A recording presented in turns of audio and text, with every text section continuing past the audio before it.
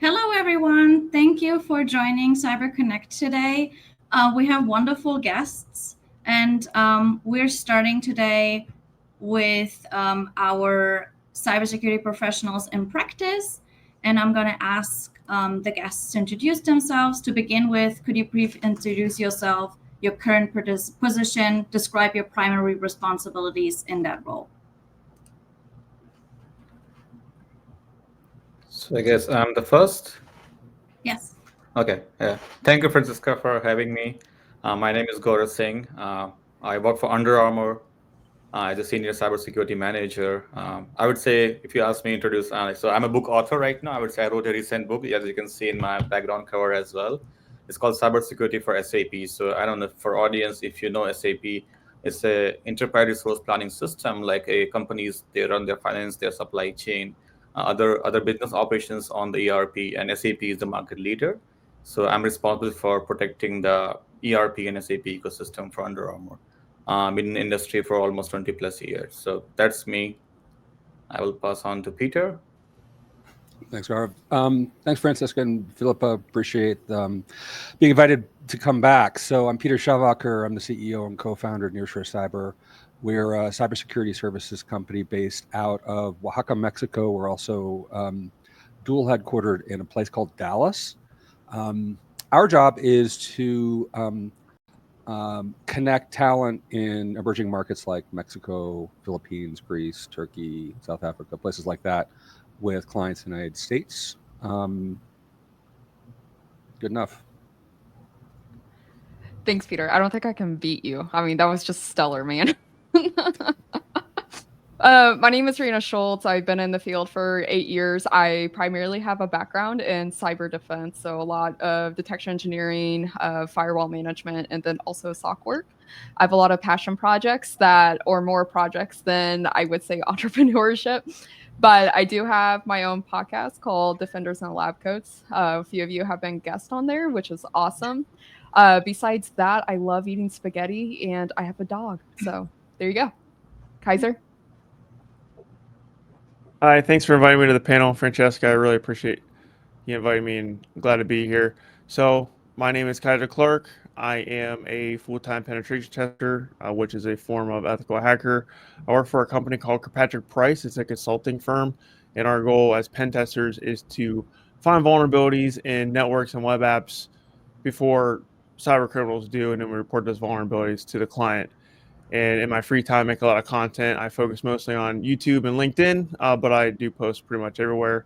And I was one of the guests on the Defenders Live Codes that Rena hosts, so that was a really fun time. So, yeah, I'm on cyberspace everywhere, so I'm always willing to connect with people. I love that. Welcome, everybody. I'm Philippa Burgess, and obviously heard my host, Francesca Sala. So my next question is, if you could reimagine how people break into cybersecurity today, what would you do differently to make the journey more accessible? Gaurav, start with you here on this one. Yeah, I think when I was thinking about that, I would say what we are doing right now, right? Listen to maybe I don't know somebody whom you kind of embody and see. Okay, I want to be like maybe I don't know Rihanna, or I want to be like a Peter or Kyser, right? So I think yeah, find your mentor, look for learning, and I think whatever they have done in their I don't know to be where they are. That would be my one thing. If I, and there are multiple things, there are multiple facets, but I'll pick that one. Yeah, find a mentor, find somebody whom you'll be you want to be like him or her, and yeah, I think learn from her or him, and yeah, I think go on the journey. This is not one day thing, so it's a continuous learning and evolution for even for us. Like we are learning every day, right? So it never stops. So that would be my take. Peter? So yeah, so we're taking turns this way for those who don't understand the order in the audience. But I would if I were not already in cyber. I mean, I think back to when I was in IT. I didn't know I was going to get into cyber. I had no plan to get into cybersecurity, and I think that was the right approach. Like I kept an open mind and I focused on doing the job that I had as well as I could. And then I happened to get invited into cyber. So I think the idea of breaking into cyber is a false one. I think what I would suggest doing is be good at what you're doing. If you don't have an office job, if you've never worked in an office, get an office job. If you can get an office job that involves IT directly, great, do that. If you're not there, find the IT people and ask them about their jobs and decide, like, would I want to do that? The most important thing over the long term is to find something that you're willing to sacrifice for. And that means you need to have an abiding fascination with that area. If it happens to be cyber, great. The other thing I would suggest is recognize that cybersecurity shows up everywhere. Everywhere. If you're doing cloud engineering, you're doing security. If you are doing networking, you're doing security. If you're doing systems administration, you're doing security. If you're doing web application development, your security is involved wherever you look. And so it may not be a matter of like, how do I break into security, but how do I apply security to what I'm already doing?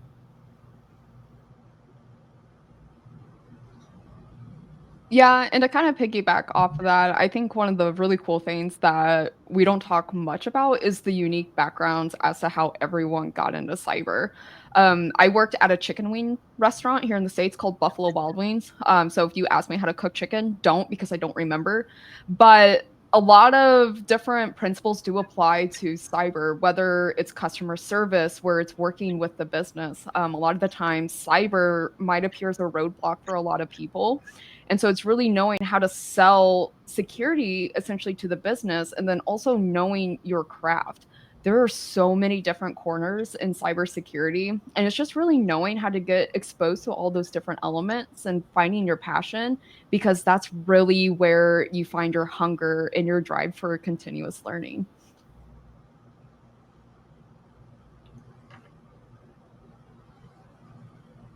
Kyser?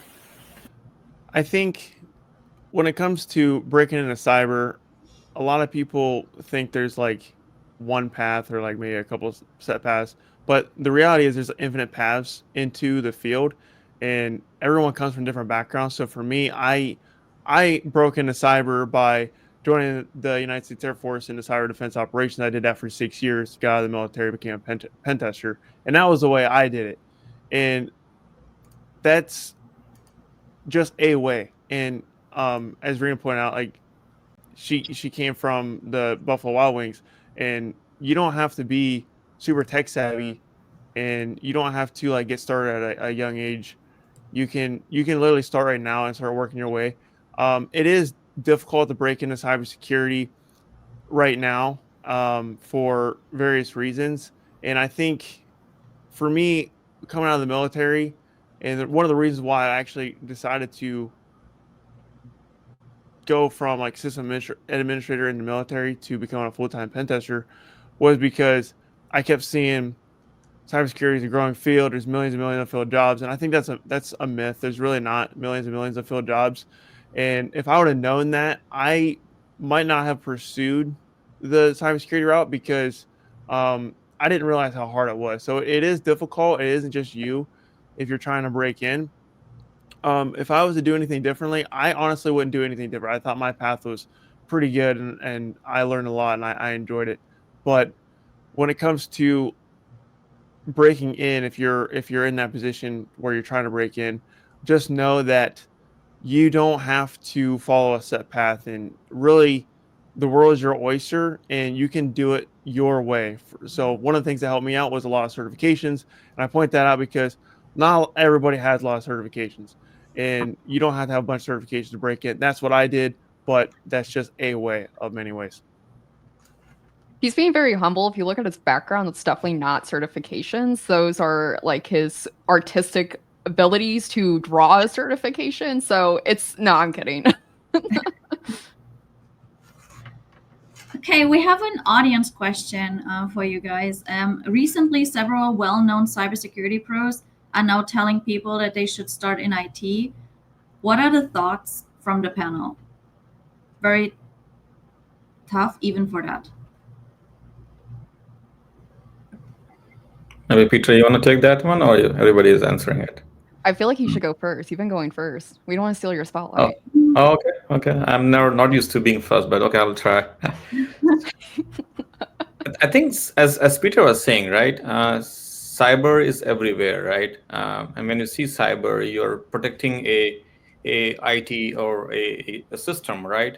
Or network, or so I think that IT, starting from IT, because I don't know, the more you understand the system or the business you're protecting, it makes you a better cybersecurity professional, right? You can just learn cyber, but if you don't understand what system and whatever you're protecting, I think it's always hard. So I was a, like, I don't know, when I started, I was a system admin too, so I understand my system. I think it helps me to be a better cybersecurity professional. So yeah, if given a chance, I would say, yeah, I will pick that one too. Like, you understand the system, the IT, the different layers of like networking and hardware. Cloud is a new thing, and I'm not even going to AI, but I think that's a good advice. Like, you understand what you're gonna protect. So I would agree with that response, but I will let Peter add and others add on as well. Everything's technical. Everything. If you're in food service, you're doing something technical involving food, involving service, and there are point of sale systems. Everything's technical. The people who claim that you don't need to have a technical foundation to do something are trying to convince you that the field is easier than it is, and they just want to take your money. It's technical. Cybersecurity has the word cyber in it. Cyber implies computers, or like denotes computers. Computers are technical. So the people who are saying that you don't need to be technical are frauds, period. Now, here's the thing. Computers are really cool. They're fun. I had 2 seasons in my career. One was when I was like building up technical skill, going back to like the mid 90s at the beginning of the internet and Earthlink. I was employee 135 at that place. And I lived through this period of about 10 years when I was trying to acquire technical skill. I was working on before that. Like, I ran little businesses here and there. And there were databases and there were processors and there were spreadsheets and mailing lists and stuff. I'm in another phase as an entrepreneur and a CEO co-founder. And I am involved in an incredible amount of technical stuff now, like vibe coding my website, www.nearshorecyber.com.mx. You will see a website that I just updated about an hour ago using Lovable. I'm probably going to switch it to Bowl, right? And even though I'm a business leader and I don't exactly do cyber anymore, I get pulled into it here and there, right? I'm doing incredibly technical things all day, every day. So if you are not in love with technology, the question is, how do you survive in the world, not just cyber?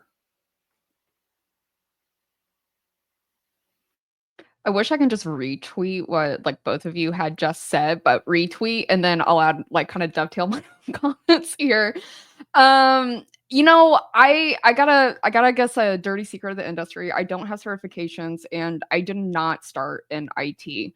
I really focus on understanding IT fundamentals. Now, regardless of the journey, regardless of like how you got to where you're going or how your journey is with you breaking in, there was some advice given to me very early on in my years, and it's nobody can take away your education. And it's so true. And regardless if you're trying to break in and you're running into roadblocks, it's never a bad thing to go in the IT route and just get your foot in the door into the company until something might pop up, or even like an internship. You know, again, you're getting education, you're getting experience in some way, you're learning an environment, and those foundational principles can be taken with you wherever you go. And again, I didn't start the IT route. I was very blessed to just be right into an analyst role. But compared to some of my peers who have had an IT background, I had to spend more time making sure I understand those fundamentals and those protocols. And then on top of it, essentially the environment that I'm working in, because that's a whole other beast to tackle working in IT or security. So it just depends. I'm very favorable of, again, nobody can take away your education. Go out there, get experience in where you can. And who knows, maybe you might find a different interest or a different passion going that route. So this is me passing it to Kyser. Hold on, where's my other screen? There. Thank you. Yeah, so I agree with pretty much everything Peter said. Everything Peter said was straight fire. This is a highly technical field. The more technical you are, the better off you're going to be when it comes to getting in this field and leveling up your career. When it comes to should you start in IT, there have been people that went straight from another field that wasn't IT to cybersecurity, but I would say that's not likely. I mean, if you go to Indeed or LinkedIn, you look at like actual job postings that are advertising open cybersecurity positions, almost all of them require some sort of IT experience, and they want multiple years of IT experience. And if you're not in an IT role today, that's okay, because my background, so from 18 to 19, I worked in a restaurant washing dishes, and then from 19 to 24, I was in an oil refinery, sandblasting and painting, not technical, not tech related at all. Then I didn't know what to do, so I joined the military into a technical role. So it's never too late to start, and it's okay to start at the bottom. And by bottom, I mean like at a help desk role. And for me, when I went from my oil refinery job into the military, I took a significant paid cut, and that was totally worth it. And it was hard to be lower enlisted like that with adult bills, but I would do it 10 out of 10 times again. So don't be afraid to if you're in an established career already, and to take a pay cut, to take one of those entry level cyber IT roles. It will totally change your life. And if you're really passionate about this field and you really want to break in, so think about the long term, don't think about the short term. And the working in IT does help a lot. Like I said, employers are definitely looking for that experience. And just to give you a little bit of perspective, even with 6 years of cyber defense operation experience in the United States Air Force, I'm working with some of the most secure, complex systems in the world, very technical, day in and day out. And as I was transitioning out of the military to become a full-time pen tester, I had 12 certs and I had a college degree as well in cybersecurity. And I still got rejected like over 100 times. So it would have been much harder. I would have got rejected way more if I didn't have the background that I had. So I would say get your foot in the door as early as you possibly can, even if it means taking a pay cut and getting one of those entry level roles.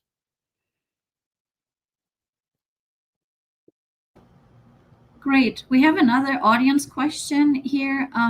Anybody you ask these days, they tell you to do the certifications, but what are some of the certifications that you'd suggest for a student who is pursuing masters in cybersecurity? Okay. Kyser's going last. I'm just going to say that now. Yeah.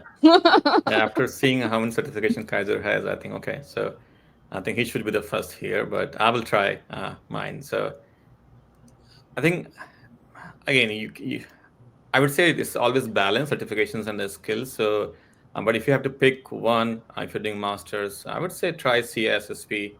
Uh, if you have the whatever experience you need for that, or maybe get the associate CSSP, and then kind of you as you gain the experience there. So that would be my, because I'm not trying to be biased, but I hold CSSP, and I would say that kind of helped me to have that mindset, that whole like broader mindset. And again, my core, I would say, is a GRC background, so kind of work on a little bit higher. I'm not that technical as Cyber and others are, but I work more from an enterprise perspective, like what I should be doing on every layer, not just focusing on one layer. So on certification, I would say the CSSP would be the one I would recommend. If you're looking into more like non that technical, like kind of balance one, I would say CSSP. But there are other technical ones, like ethical hacker and pen testing and other ones too. Yeah, I think that's like not my forte. I have only two. I had cloud certification as well in AWS, but I would say CSSP would be the one pick for me. Peter. Thank you. I love the CISP materials. I do not love the exam anymore. I did it back in 2002, studied my ass off for it for like 9 months. And I overstudied like mad. And I know because I was the first person in the room to finish, and there were 50 people who were smarter than me. I knew a lot of them. And I was like, what's going on? Why am I finished? I'm like, is it the paper, right? And it turned out that I actually did it the right way. I studied to learn the material. Partly because I was afraid I was going to not pass the exam because it cost real money, but also because I didn't want to be embarrassed by having screwed it up and having to say, oh, I blew it. Now, here's the thing. My advice, The cert you study for should pertain to the work you're doing right now. These things are expensive. They used to cost like $99. I had a wall like Kyser did. It was like filled with $99 certs from CompTIA and like Linux Professional Institute and blah, blah, blah, right? The commitment was less. But the other thing was like, I was getting certs about things like Solaris because I was working with Sun Solaris. I was working with networking. So I got Network Plus and Server Plus. So the certification that I would suggest, certification that you work on should be the one that you're already working on today or the one that you know is next. So the next one for me came in when I was part of a network a Unix security group at Citi in 1998, 99. A lot of networking, a lot of firewalls, stuff like that. Most of what I learned from my peers and from doing the work and from books. Now, I knew that I was going to have to do something about Windows. Like I knew that was coming. So I added Windows to my lab and I started working through some of the Microsoft stuff because I felt like I'm going to need to know this and the certification will tell me if I know it. I had no intention of using it to get a job. And here's the thing about certs. Two things. One, how much does it cost to get, like, forget about the CISSP for a minute, because you need 5 years, I think, to get that if you don't have a degree. Or no, if you have a degree, 7 if you don't. That was the last time I checked. So that's beyond most of the people who are just trying to get into this stuff. But like, what does a Security Plus cert cost these days? $500? The material's another $500 at least. How much hardware can you buy for your lab for $1,000? How much license can you get in the various LLMs or vibe coding platforms or cloud for $1,000? So how you allocate your money matters and how you allocate your time matters. And so think of it as a business decision. That's what I would suggest. Yeah, again, I feel like I'm like airing out my confessionals of a cyber professional over here. Yeah, I don't have certs. I had to scrape and crawl my way through education. I actually was raised on a chicken farm, so I would sell eggs for money until I decided to go be a waitress. But again, I will go back saying this. Nobody can take away your education. Now, when I was trying to break into cyber, I had the advice of you can have all of the certifications. Certifications might get you the interview. Certifications might not get you the job. And there is some truth with that. And I know right now it's really hard in the field for people to break in. And it's also the opposite effect where people don't know how to hire, essentially. You have these HR recruiters making job descriptions, probably through ChatGPT or whatever OpenAI tool they use. Or my favorite one is when they copy and paste existing job descriptions, change it to cater their business mission, vision, and values, but they really don't know what they're hiring or really how to build a team. And personally, I know it's frustrating for a lot of people out there. You don't want to work for an employer that doesn't know how to build a team, let alone know how to invest in you. And the right leader, the right mentor can definitely help guide you with that. Now, again, if you're going through and you're wanting to go through certifications just to have the learning aspect, I really recommend, especially if you're a college student right now, looking at those college student discounts, because a lot of the times they are 50 to 70% off, especially around the holidays. You can get Black Friday deals and everything else. So really look for those certifications. Sometimes the certification company that you're going through might sponsor you and let you go through it for free if you write an article about your experience and if you recommend the cert or not. So that is also an option and an avenue for people to go through. For those who are debating on getting certs, it might be expensive. That's why I don't have certs right now. Again, I have been here for 8 years and I think I survived. I think I'm doing okay. I don't know. Nobody said anything different. So my bills are paid. That's what matters. But I tell people network is your net worth. Knowing who to know, knowing how to be involved in the community, being engaged, that is what's truly going to bring you market value, because the hiring manager that's trying to build a very nice team with great culture and different dynamics and skill set, they want the person that can work well as a team. Especially in cyber, it's very high stress. You never know who's going to get paged or what's going to be called. So I really recommend getting involved in the community over getting certifications. Now I'm going to pass it to the guy who has a wall full of certs. So bye. Yeah, so as you said, there's a lot of people that's recommending certifications. I'm one of those people because it's really helped me out, and I always tell people get as many certs as you can and can afford. Now, I will admit, all my certifications that I have, I would say a large portion of them was paid for when I was in the military, and then even my current employer also pays for certifications. So that definitely helped me out a lot. Now, I have self-funded some of the more expensive certifications on my wall, but I looked at that as an investment. Now, Peter was talking about the price to cert ratio, and the certs are expensive, and that is something that you should absolutely consider when you pursue certifications. But I tell people, look at it as an investment. So take the OCP, for example. It's one of the ones I self-funded. It's like $1,700 for that certification. Not cheap at all. But I mean, it helped me land an over six-figure job. So the return on investment was incredibly high. So think of it that way. And every cert that you get should, as Peter said, should be something that you're looking to get. Don't just get certs for no reason. While I do have a lot of certifications, there is a reason for each one. I didn't just get them just to stack certs on the wall. So when it comes to which ones should you choose, it really just depends on what route that you want to take.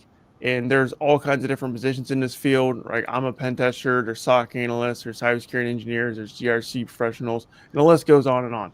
So what you need to do is, if you're looking to get a job, you need to look at open positions for the job roles that you're interested in. So for me, I want to become a pen tester. So I looked at job descriptions of pen testers, and I saw, OSCP, CEH, and other pen testing certs that would help me break in that position. So those are the reasons why I got this pen testing certs. That's the reason why I still decided to go after pen testing certs, because I'm in a pen testing role.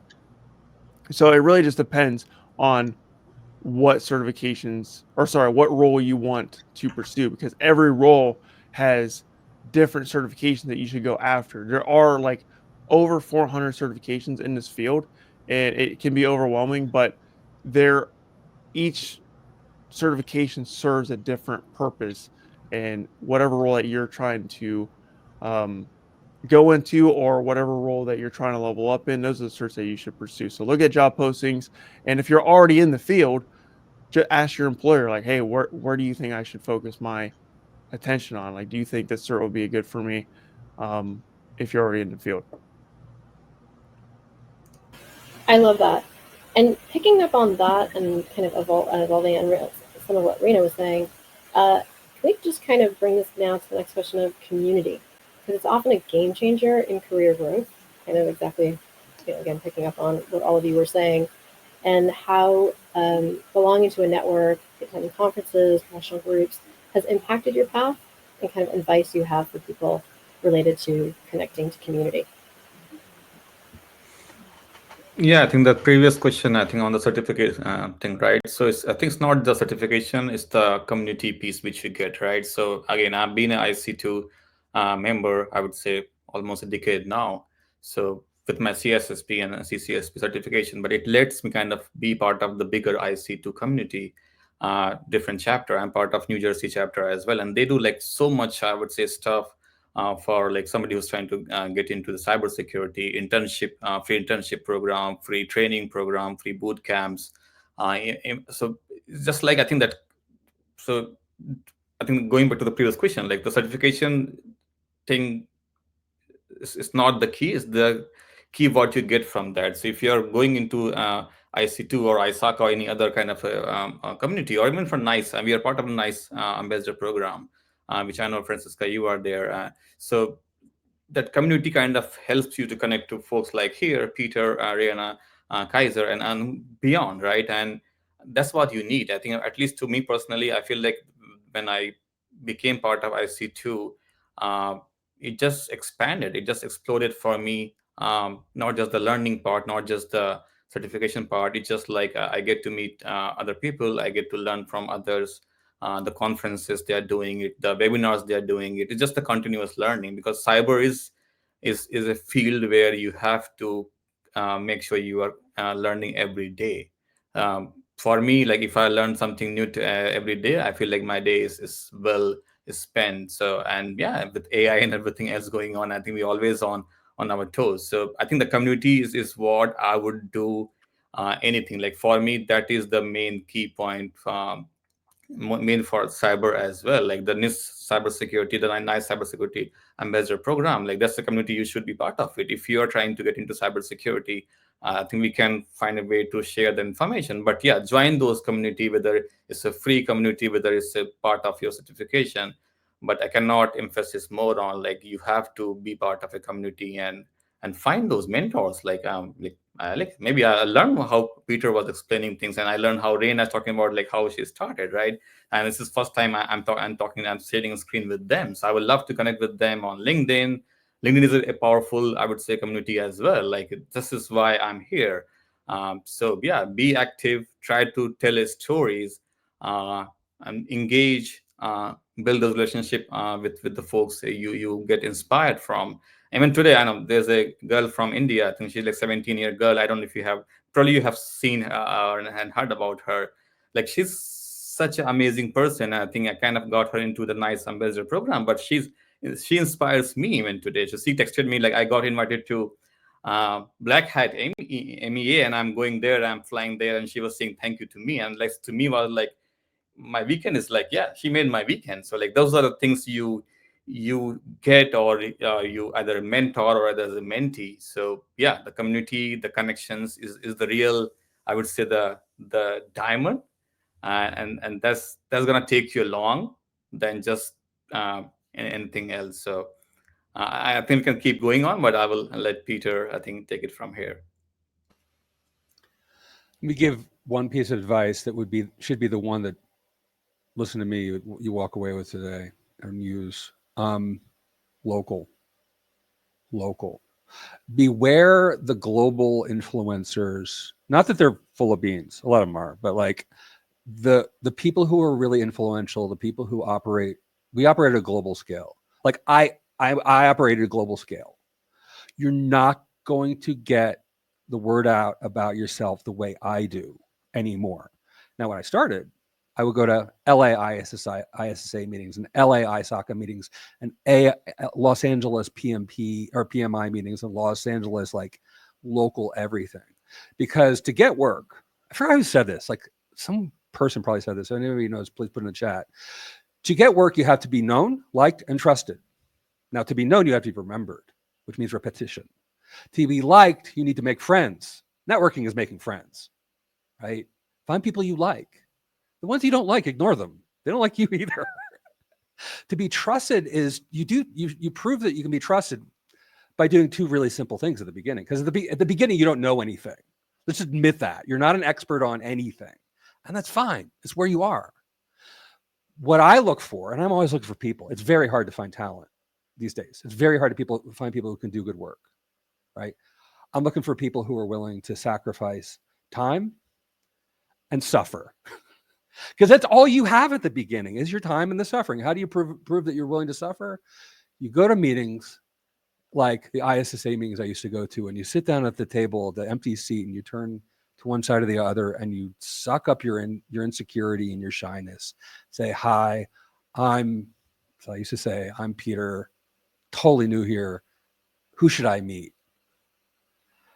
And you make that sacrifice. You sacrifice your ego. Right. And people respect that. And you keep coming back and offer to help. That's it.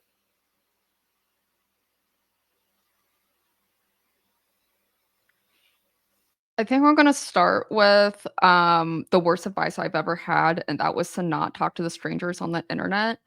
And honestly, that worst direction my parents have ever given me. So sorry, Dad, if you're watching. I talk to strangers every day. And that's essentially how I started really getting involved in the community, is essentially being vulnerable and taking risk as well. Nobody likes to fail, nobody likes to be rejected, nobody likes to be shut down. And that's just human. If you do like that, let me know. I want to know why you do, for medical research. But other than that, it's okay. It's okay to reach out. There's been a few times where I've reached out early on in my career to someone in my eyes I thought was extremely successful. They're high in leadership. They're good going up the corporate chain, and I just wanted to hear what they had to say. And I shot them a LinkedIn message and I said, how did you get where you are? Smiley face, because I didn't want to seem too weird. And the response I got was actually very genuine. They talked about the struggles, they talked about their lessons learned from their journey. And that is probably one of the most amazing things about this field, is how collaborative and open everyone is. Everyone wants to share information. Everyone wants to share a piece of mentorship or a nugget that they received at some point in their journey to someone else. And that's really what the cyber community is about, collaboration. And to be really connected with the community, you have to be engaged, whether that's through LinkedIn, whether that's joining Discord platforms, being involved in your local B-Sites group, or just seeing how you can help someone else. And there got to a point in my journey, I started seeing people make YouTube videos. I started seeing people get on podcasts, doing virtual panels. And I kept thinking to myself, oh my gosh, these people are awesome. Like they're getting out there. They seem so put together. Sometimes we're not, but they seem so put together. And how can I do that? And so that's where, you start submitting call for papers. That's where you start submitting a call for volunteer, just to be involved and meet these connections and hopefully get the mentorship and guidance on just how to get involved out there. Now, some people are crazy like Kyser, who just do it. Everyone's a little bit different on their journey. But again, the point of it is to see how you can aspire and mentor and really just grow your network. Because again, I don't think I've met maybe one terrible person in this field, but that's okay. But out of the hundreds of connections I have, that's a pretty good odd in my opinion. So Yeah, that's a great point right there.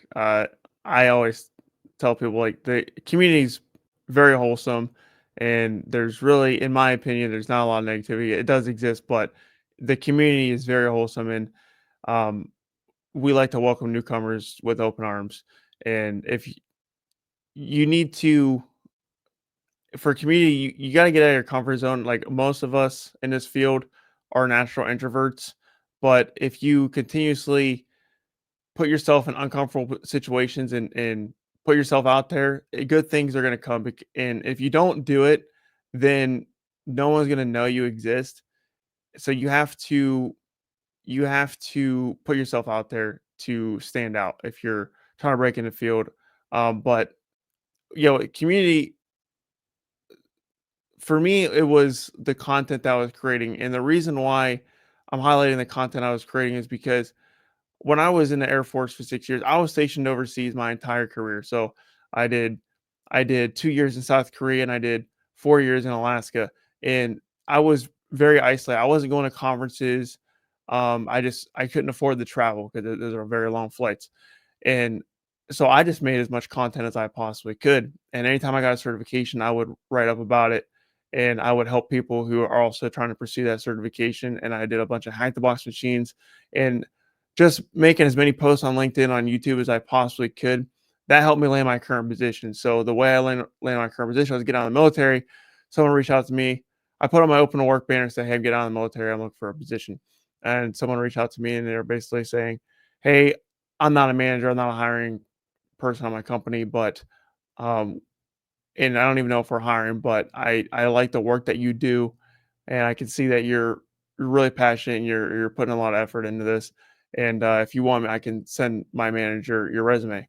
Sent him my resume. Didn't think much of it. A couple of days later, I got a call, and then a week after that, I was working full time, and I didn't even apply for that job. All I did was send someone a resume, and that would not have been possible if I didn't constantly post on LinkedIn, if I wasn't making my YouTube videos. And one thing that stuck out was just doing hack the box machines week after week after week after week, extremely technical stuff. And anytime I got a certification, I would write about it and help people out, because when it comes to like content creation and just putting out your work, the best person you are equipped to serve is the person you used to be. And that I still take that mentality today. So with my content.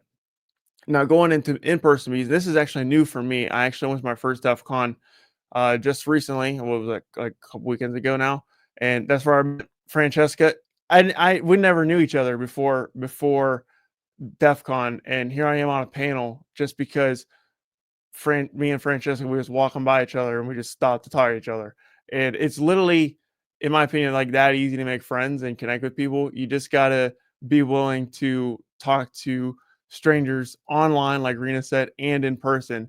And you never know what's gonna happen. So yes, and I'm doubling down on the in-person events now, because the in-person events are huge, but if you can't afford them or you can't travel to them, then you can absolutely break in the field and level up your career, make an impact from online. But eventually you do want to make those in-person events, because those connections are a lot stronger than the ones over the internet. Thank you. We have another question, and that is for the panelists, what are your favorite preferred learning platforms to gain hand-on skills? I hate being first, but I will try. I think Kyser is the best person here to talk about it. But yeah, I think you guys just try Hack Me, Hack the Box, and those platforms. I would be honest. I do more like when I'm walking, uh,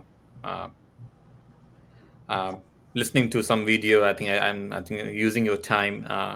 But yeah, for hands-on, you have to be on your laptop and a screen, right? So I think use all this. Try Hack Me or Hack the Box platforms and other platforms you guys have. If you can build one, I would say the lab. I would say that is better.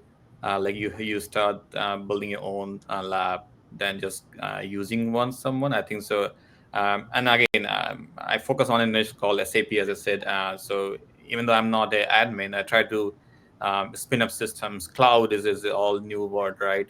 So you can easily spin up AWS account, Azure account, GCP. They give you free credit. So I think do those things too. I think cloud is the thing which is everywhere. So yeah, I think AWS, Azure, GCP, any other platform which you can get. It's not going to be one, I would say. So it's going to be multiple. And as Peter and everybody has been saying, like, pick what your niche is. Like, you have to some point you have to pick your niche, like which area you want to go. If it's a cloud security, AWS, Azure, GCP, they all give you free credits. And so I think I love doing that, like building my own EC2 and learning VPC and doing security groups and whatnot. I think if you do such things on your own, by reading, by watching videos and everything else, that makes you a better person. You understand it from the ground up than just other things. But I would say some multiple answer. I think, and I will maybe let the experts, Kyser and others, confirm. But that would be my response. Maybe next question, don't make me first, but I will try. The least expensive ones, preferably free. And of course, it depends on what skill you're interested in. If the skill you're trying to acquire is how to write Python, well, good way to do that is to go to the LLM of your choice and say, what questions do I need to answer for you, LLM, ChatGPT, Claude, Kimi, K2, whatever, so that you can design a course for me. Chinese models are mostly cheap or free, right? Use those; they're faster. But like the platform is the one that the AI is designed for you and your friends, right? So we all learn better together. Why do we do the certifications? Because they give us an endpoint. They give us a goal. We have to lay out some money, which means that there is like financial skin in the game. We know we put it there, and if we don't succeed, then we've lost the dough. So the accountability that's built into the certification systems is important. So what do you do if you don't have that? Work with your friends. Establish goals. Use the LLMs to help you define those goals. You can even do things like create quizzes for yourself. My favorite, and if you go to our community site, there's a video I did back in February called sidestepping the certification or the experience requirement in cybersecurity careers. I'm not good at making names. look for it, and I actually demonstrate how to make these prompts. Five prompts, 4 if you're better at it than I am, right? But look for the free stuff. To me, the most important thing is repetition. The games don't give you much repetition. The certification test that you do where you get the question right once or twice so you can take the exam, not enough repetition. Experience is about nuance. Experience is about grinding through stuff when it's boring. And so, yeah, like get a bunch of junky gear with you and your friends and pile it into somebody's spare bedroom and make a network and then make something work and then publish about it. Provide proof to the market by publishing your work, the work that you and your friends did, and you will stand out. And the certifications can't hold a candle to that kind of experience and the proof that you've done the work. And I really like that, Peter. Kind of let you know, my spare bedroom's used for my dog's kennel. So he literally has his own bedroom. Can your dog write Python? No, he's not that cool. Got to get on it. He barks. No, I will say probably one of my favorite hands-on learning platforms besides the Discovery Channel's Volcano Kit that you can buy at Target. There's several, and this has already been mentioned. Try Hack Me is one. There's a few new ones that I really recommend. And I think I also saw a comment. We can probably highlight it later, but it was from Aram. And he also talked about projects. And some of these kind of get 2 and 2 together. It's really good for resume building. It lets you know where your skill strength is. It hopefully, again, can find your passions where you can invest your education in this. And I'll post it in the YouTube comments here. But oh, sorry, I got blocked because it has links. But one of them is Try Hack Me. Of course, that's been said. KC7 is a good one. This is more of the defense side. It's a cyber escape room. It's a nonprofit. And they are awesome to work with for conferences and stuff like that. I had brought them in for my virtual conference just to get people exposed to a different way of hands-on learning with cyber. And then another one that I absolutely recommend is cyberacademy.org. They have a lot of good project ideas for those that are new to the industry, for those who are looking on building projects. And this is everything between coding, networking, sim building, detection rules, you name it. They have a project for it and it's free. Again, these are awesome things that you can implement and show your work on. And then you could take it to the next level, right? A LinkedIn newsletter about your experience doing this, lessons learned, things that you can give to someone else where they could be also set up for success. So my favorite learning platforms for hands-on skills I talk to are definitely Try Hack Me and Hack the Box. As Peter was talking about, the free stuff is great. Try Hack Me has a lot of free content. I would say the bulk of Try Hack Me is free, and then you can explore all that. And then once you're out of free stuff, then you can invest some money. And if you invest some money in that platform, they do student discounts. So if you're a student, take advantage of that. You just got to register the Try Hack Me with your school email, and they'll give you the student discount. It's pretty easy process to do. And yeah, Try Hack Me, great platform to start with. I've done, I think, probably about 220 rooms on Try Hack Me now, and I was obsessed with it. And eventually, I got to the point to where I needed to level up, so I went over to Hack the Box, and now I have like 120 boxes on Hack the Box. And the reason why I'm giving you these numbers is because Peter he talked about repetition and just doing it over and over and over and over and over again. That's really what made me really good at being a pen tester, is just doing it over and over and over again, week after week after week after week, and just going through it. And there are a bunch of other platforms out there, but honestly, those are the two that I've ever really used. I also use the Burp Suite Web Security Academy, which is great if you be a web app pen tester, and it's absolutely free for that. But those are my main two. And I don't really veer off on other platforms because there's still a lot of content on even though I've had what seems like ridiculous numbers on both those platforms, I haven't even scratched the surface. There's still hundreds of other boxes on Hack the Box, and there's still hundreds of other rooms on Try Hack Me. So I wouldn't get too involved with like getting on like 5, 6, 7 platforms. Like just pick 1, 2, maybe 3, and just stick with like your 3 that you like the most. it's okay to experiment, but once you find out what you like, just like triple down on the things you like and just repetition over and over. It's going to get boring, but that's where the real skills come into play, is when you do it anyways, when it's not fun and when it's not exciting. Repetition is king. Yeah. Let me add one thing. When you're looking for work, do not count on your level and try Hack Me or Hack the Box or any of them to get you work. Hiring managers don't care. They do not care about your score and try Hack Me. You have to find other ways to distinguish yourself. And most of that happens through like showing up and being willing to work. Well, I agree with that. Yeah, your score and your rank doesn't matter. For me, I think like if you put like how many rooms or like how many boxes you've done, that shows that you've done a lot. And I think employers like to see that. But yeah, they absolutely don't care about your rank or your score.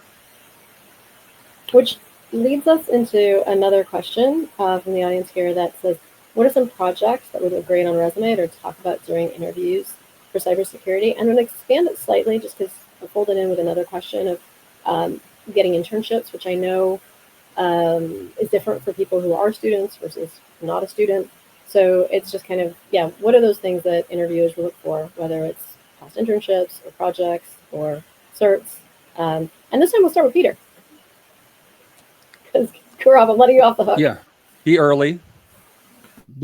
Be on camera. Dress professionally according to whatever the standards of who you're talking are. I mean, like, look, like I wear the same like button-down shirt every day when I'm on camera. I pay attention to what's behind me. That little thing there that's actually from my daughter. It's there for effect, right? It's about my identity as a dad. There's a prize from like when I work for Accuvant. Wait, this is a real background? I thought this was like green screened. Oh no, I don't do green. Well, and that's a good point. I never do green screens. I've never done a fake background because people want to feel like you're willing to be exposed for who you are and what you are and how you are.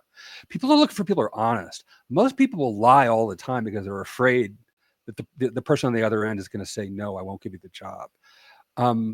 It is very hard to find people who have the courage to be honest about who they are.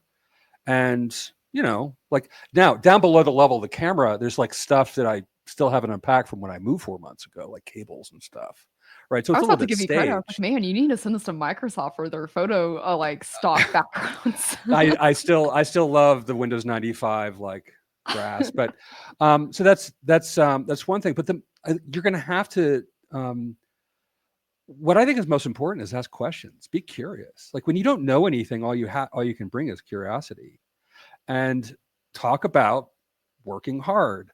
The skill that is in shortest supply in the United States these days is the ability to work. Most people don't know how to work, which sounds like a weird statement, but it's true. Like most people just expect that I do this, I do this, I get grades, I get other grades, I show, I do the LinkedIn thing, I do the profile, I do a bunch of games, I get some certs, and I'm going to, like a job is going to come out, kind of like it's coin operated. It's not. And you have to be able to show what effort looks like and to be honest. And to be honest is hard. It's the hardest thing in the world. Be you.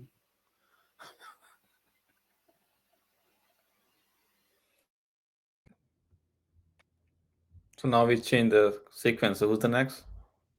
I mean, you get to go second. It's okay. Okay. I will take Do that we need a spinner like in in those like games like Twister? I think we should just like point this one. But yeah, I think Peter, a nice background. I think I'm sitting in my daughter's room, so I have to put my other thing. But I'm totally with you. I think you have to show up who you are. I think don't kind of wear a whatever artificial a facet, I would say. And it's not a project, I would say. It's more like the attitude which I would look for if I'm a hiring manager. I think the attitude of learning, attitude of saying, if I don't know something, I will go out and look for it, and I will explore, and I will come to you with questions. So for me, it's not the project you have worked on. For me, it's more about your attitude, willingness to learn. I think I always look for learning, and even like your struggles. Like talk me about any real kind of maybe a project or whatever, like why did you do that, what happened, and what did you do to come out of it. So I think that whole like trying to figure out the way, finding a way, and also like how you can work with a team. Cyber is not, even though we kind of sometimes siloed, and sometimes as Kyser was saying, maybe very more introverted, we don't talk. Maybe we should be talking more. That's one thing I feel like the cybersecurity should be doing more, which we are doing here. I guess trying to tell your story, trying to be able to work with the team. So I will look for those qualities on your resume, and things you mentioned, like how did you work in a difficult situation, or how did you conquer something which you're not comfortable with, uh, versus just a project. I'm not probably, I would be interested more on knowing you than a project you have worked on. If it makes you feel better, I really thought that was your background, not a green screen. Okay, thanks. Yeah, and I kind of like dovetail off of you and Peter a little bit. And building a resume, I wish I would have kept my first resume because it was probably the worst thing ever. And I should have just kept it, and like framed it as a, hey, this is where I started. And personally, I tell people, especially like college students or those like doing career transitions, your resume is also your brand. And a lot of people are like, I don't know what that means. Like I'm a good person, blah, blah, blah. And like, that's cool. But again, kind of going off of what you said is, how are you telling the story of who you are? And anyone could slap a college degree and some work experience or their involvement with these platforms. But what really sticks out to me personally, right, when I'm helping people build resumes is taking whatever you do and make it into a measurable. So, hey, if you attend classes, that's cool. Were you also doing tutoring in between classes? Were you helping teach students? Were you also a teaching assistant? How many outside of course work hours were you doing to also improve yourself? And another thing that I tell people to really just focus on, minus the technical projects, anyone can be taught technical, but showing your community work, showing your maybe volunteer work. There's a lot of nonprofit organizations always looking for students or those transitioning to help put volunteer hours in, because again, they're doing things for the community, and it shows that you're diverse and empathetic, and a way for you to start showing soft skills on your resume as well. And of course, if you want to throw technical things, that's awesome. I tell people to link their GitHub or make a newsletter, link that as well. So you're showing that you can document code first off. And then the second part is you can write documentation. So maybe that is your newsletter or something as well. So we're on time, so I want to try to be brief here. But for me, in my opinion, I really doubled down on the hack the box CTFs in TryHack.me. I definitely, when I was coming out of the military and going to the field, I put the bullet points like I did this many TryHack runs, I did this many hack the box machines. Also, I put in that I did a network automation lab, and I also put in on my resume my 100 days of code. And I felt like that was really good because my 100 days of code, I literally coded Python for 100 days. And every single line of code that I wrote, you can find on my GitHub, you can find on my website.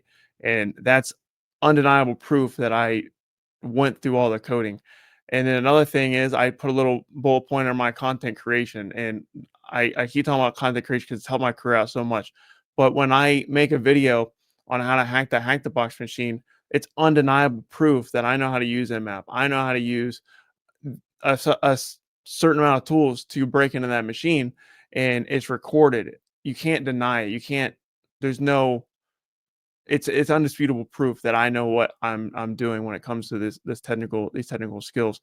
And one thing that I didn't do that I learned from one of my podcast guests. My podcast is the Hackers Catch podcast, and I had a guest, Ryan Dobb, and what he did to break in his first pen testing role is he took Metasploitable, which is an intentionally vulnerable machine, and he wrote a professional pen testing report on that vulnerable machine and uploaded that with his application.